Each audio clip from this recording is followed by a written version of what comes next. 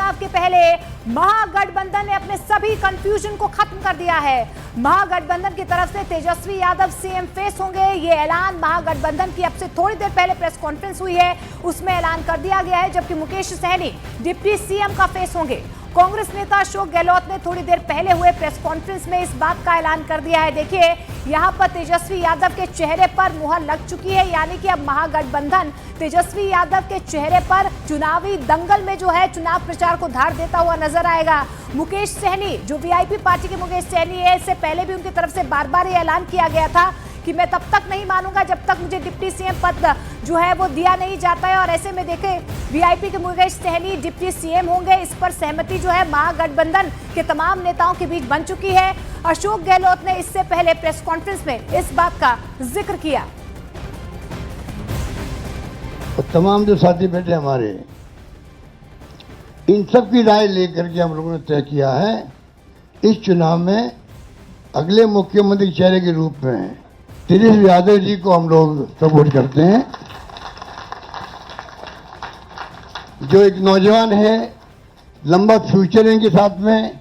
और मेरा अनुभव से मैं कह सकता हूं, जिसका लंबा फ्यूचर होता है पब्लिक उनको साथ देती है। और देखिए, इस बीच एक बड़ी खबर आपको बता दें, महागठबंधन 28 अक्टूबर को घोषणा पत्र जारी करेगा। आज ही महागठबंधन ने सीएम पद के चेहरे का ऐलान किया है और अब ये खबर निकल कर आ रही है, सबसे ताजा अपडेट यही है कि 28 अक्टूबर को एक घोषणा पत्र भी यहां पर महागठबंधन की तरफ से जारी किया जाएगा। देखिए, आज की प्रेस कॉन्फ्रेंस में दो बड़ी बातें निकल कर आई है। एक तो सीएम पद के चेहरे पर जो है सहमति बन चुकी है, ऐलान हो चुका है कि तेजस्वी यादव ही मुख्यमंत्री का चेहरा होंगे महागठबंधन का और मुकेश सहनी डिप्टी सीएम का चेहरा होंगे। लेकिन अब ये बड़ा अपडेट आपको बता दें कि 28 अक्टूबर को घोषणा पत्र जारी करेगा महागठबंधन। आज ही महागठबंधन ने सीएम पद के चेहरे का ऐलान किया है और अब ये कहीं ना कहीं ऐलान करने की बारी है कि घोषणा पत्र में क्या कुछ हो सकता है, किन बातों का जिक्र हो सकता है। 28 तारीख यानी कि 28 अक्टूबर को घोषणा पत्र जारी किया जाएगा। अरुण ज्यादा जानकारी के लिए हमारे साथ जुड़ रहे हैं। 28 अक्टूबर को घोषणा पत्र जारी होगा महागठबंधन का। अरुण,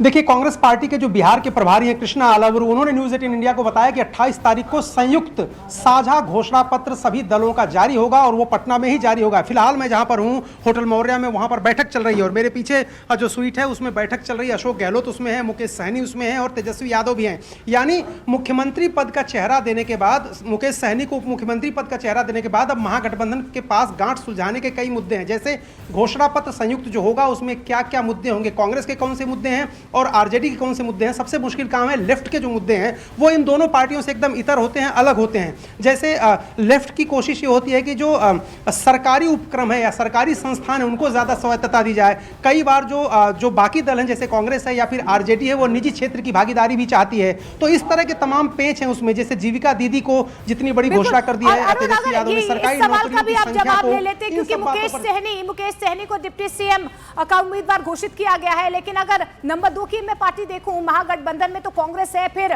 वामपंथी दलों को ज्यादा सीटें मिली है, मुकेश सहनी को लगभग 15 सीटें मिली है, लेकिन फिर भी डिप्टी सीएम उन्हें बनाया गया। क्या कोई मजबूरी, क्या इनसाइड स्टोरी रही है?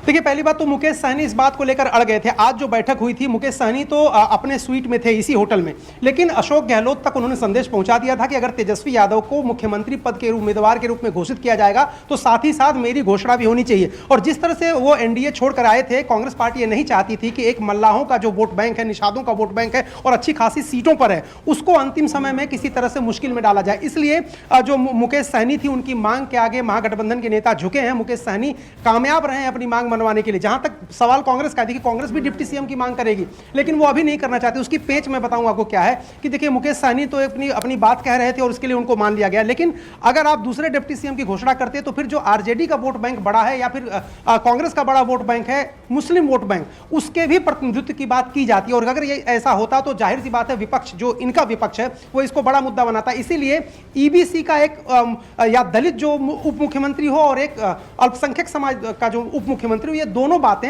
अब शायद चुनाव होने के बाद अगर सरकार बनती है तब वो घोषित किया जाएगा। उसके पहले नहीं घोषित इसलिए कर रहे हैं क्योंकि खेल खराब नहीं करना चाहते और कांग्रेस को इस बात का डर है कि भारतीय जनता पार्टी इस बात को मुद्दा बनाएगी और एक ध्रुवीकरण की राजनीति हो सकती है। इसलिए कांग्रेस ने अंतिम समय में अपने कोटे के जो उप मुख्यमंत्री पद की दावेदारी थी या मांग थी उसको डिफर कर दिया है। मुकेश सहनी की मांग मान ली गई है, लेकिन और उप मुख्यमंत्री जरूर बनेंगे, इस बाबत जो अंदर खाने ये सूचना है। लेकिन कांग्रेस पार्टी ने ध्रुवीकरण के डर से इस बात को फिलहाल के लिए टाल दिया है कि उप मुख्यमंत्री पद पर उसकी दावेदारी अंदर खाने है, उसकी दावेदारी अच्छे मंत्रालयों की दावेदारी वो करेगी, लेकिन फिलहाल वो उप मुख्यमंत्री पद पर नहीं अड़ रही है। तो ये बात है। दूसरी बात है कि साझा घोषणा पत्र में किन मुद्दों को शामिल किया जाए, कौन कौन से मुद्दे होंगे, इसको लेकर के भी मुकेश सहनी, तेजस्वी यादव और अशोक गहलोत के बीच इसी होटल में अभी बातचीत चल रही है प्रेस कॉन्फ्रेंस के बाद। साथ ही साथ ज्वाइंट कैंपेन कैसे होगा, क्योंकि देखिए लगभग 52 दिन हो गए राहुल गांधी ने जो पिछला कैंपेन यहां पर किया था और लगभग 32 दिन हो गए तेजस्वी यादव की जो बिहार अधिकार यात्रा थी।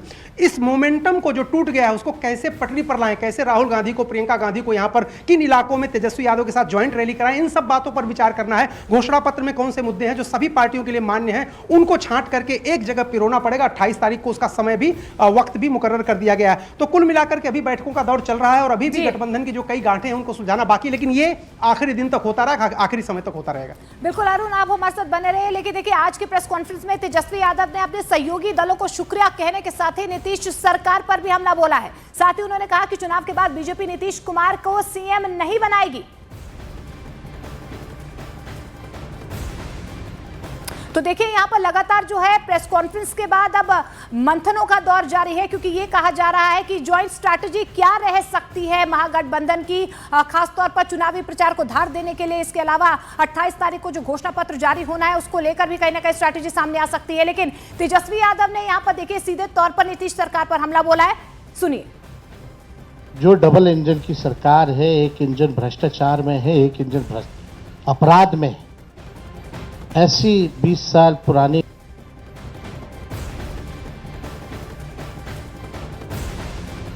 जो अन्याय हो रहा है एनडीए में, एक बार भी कोई भी जॉइंट प्रेस कॉन्फ्रेंस जो है नहीं की गई और ना ही ऑफिशियली रूप से मुख्यमंत्री का चेहरा घोषित किया गया है। तो हम लोग तो शुरू दिन से ही कह रहे थे कि भाजपा के लोग नीतीश जी को दोबारा मुख्यमंत्री नहीं बनाएंगे। अब चुनाव के बाद जनता दल यूनाइटेड को भी ये लोग खत्म कर देंगे। हम दिल से धन्यवाद देते हैं कि सभी महागठबंधन के साथियों ने उस पर पुनः भरोसा जताया है। इसके लिए सभी हमारे महागठबंधन के नेता हों, कार्यकर्ता हों, उन सब लोगों को दिल से हम धन्यवाद देते हैं और उन सभी लोगों से ज़रूर कहना चाहेंगे कि जो उम्मीद, जो विश्वास आप लोगों ने हम पे जताया है, उस उम्मीद पर हम ज़रूर खरे उतरेंगे और मिल करके जो डबल इंजन की सरकार है, एक इंजन भ्रष्टाचार में है, एक इंजन अपराध में, ऐसी 20 साल पुरानी निकम्मी सरकार को हम लोग उखाड़ करके फेंकेंगे। हमारे साथ बने हुए हैं अमित, अभी फिलहाल क्या ताजा अपडेट निकल कर आ रहा है, क्योंकि ये कहा जा रहा है कि 28 तारीख को एक साझा घोषणा पत्र होगा, उसका ऐलान किया जाएगा। अभी क्या और भी मंथनों का दौर जारी है? इसके अलावा कौन कौन से ऐसे एजेंडे हैं अभी जो फिलहाल बैठक चल रही है? देखिए, इस वक्त जो भी आने वाले दिनों में प्रचार के मुद्दे जो उठाए जाएंगे, मसलन कि 10,000 जो घोषणा की गई थी एनडीए सरकार द्वारा, वो कितने लोगों के खाते में आए हैं, बिहार की कानून व्यवस्था, इसके अलावा अन्य जो मुद्दे हैं उनको कैसे जनता के बीच में ले जाया जाएगा, इस मुद्दे पर जो है वो मंत्रणा चल रही है। और ये सारी चीज़ें एक बार जो घोषणा पत्र है उस घोषणा पत्र में ये क्लियर होगा, इसीलिए इतना 3 से 4 दिन का वक्त यहाँ पर लगा है। अमूमन ऐसा होता है। हमारे साथ पवन खेरा जी हैं, पवन खेरा जी हैं कांग्रेस के वरिष्ठ नेता। पवन जी, 28 तारीख को आपका घोषणा पत्र जारी होगा, जल्दी थोड़ा क्यों नहीं है, तो 3-4 की देरी क्यों? आप हमेशा सारे सवाल हमको कहते हैं कि देर हो गई। बताइए, संयुक्त प्रेस वार्ता हुई क्या एनडीए की? बताइए, एनडीए ने अपना मुख्यमंत्री उम्मीदवार घोषित किया क्या?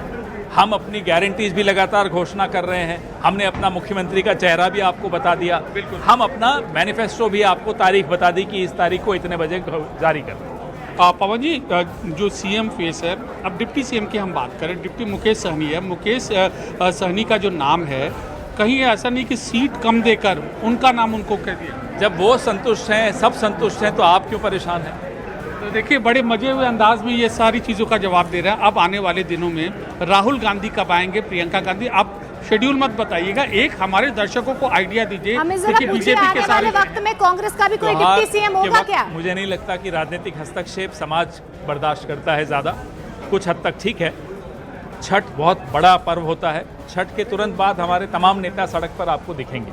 क्या कांग्रेस की ओर से डिप्टी सीएम का कोई चेहरा होगा चुनाव परिणाम? अगर देखिए, जब एक परिवार होता है ना, तो ये नहीं होता कि मेरा तेरा, हर समाज के वर्ग को उचित प्रतिनिधित्व मिले, ये सुनिश्चित करना परिवार और परिवार के मुखिया सबका काम होता है। तो ये पवन खेरा थे और हर बात का अंदाज है, हर बात का जवाब वो राजनीतिक अंदाज में दे रहे हैं। छठ के त्यौहार के बाद राहुल गांधी, प्रियंका गांधी यहाँ चुनावी मैदान में दिखेंगे, इसका उन्होंने इशारा किया। और दूसरा, जहाँ तक डिप्टी सीएम कांग्रेस के फेस का सवाल है, इनका ये कहना है कि इसकी रणनीति है, इस बात बाद में इस पर जो फाइनल होगा, लेकिन परिवार में पहले चर्चा का दौर है वो चल रहा है यहाँ पर। जी बिल्कुल, देखो चर्चाओं का दौर लगातार है।